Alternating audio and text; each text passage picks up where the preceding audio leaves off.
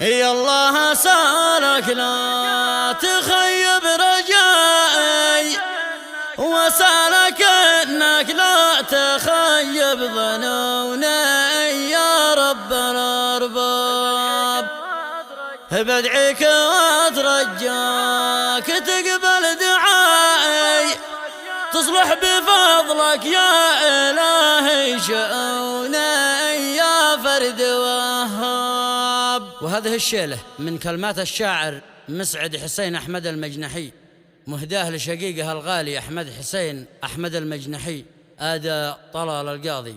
الله سالك لا تخيب رجائي، وسالك انك لا تخيب ظنوني يا رب الارباب. يا الله سالك لا تخيب رجائي، وسالك انك لا تخيب ظنوني يا رب الارباب. بدعيك واترجاك تقبل دعائي، تصلح بفضلك يا الهي شؤوني يا فرد وهاب. انت الذي بيدك دوائي ودائي، وانت الامل وانت وكيلي وحوني من وقت غلاب. وانا الذي ما ينخافض مستوائي، علي مقامي والبشر يعرفوني من قوم تهتاب. مهتز من وقتي ولا من عدائي، حتى ولو شانت ولو ضاق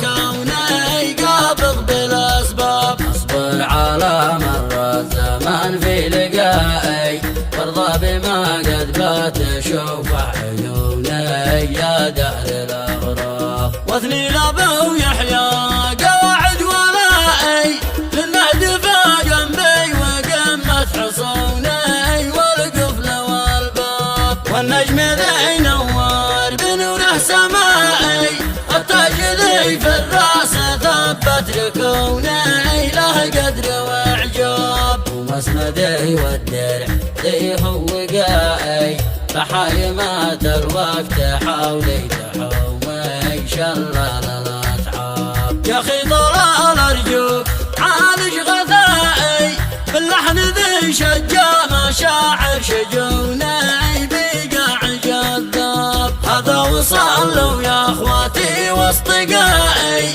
على محمد ما تهل المزوني وله والاصحاب. يا الله سالك لا تخيب رجائي، وسالك انك لا تخيب ظنوني يا رب الارباب. بدعيك واترجاك تقبل دعائي، تصلح بفضلك يا الهي شؤوني يا فرد وهاب. انت الذي بيدك دوائي ودائي، وانت الامل وانت وكيلي وحوني من وقت غلاب. وانا الذي ما ينخافض مستوائي، علي مقامي والبشر يعرفوني من قوم تهتاب. مهتز من وقتي ولا من عدائي، حتى ولو شانت ولو ضاق كوني قابض بالاسباب. اصبر على مر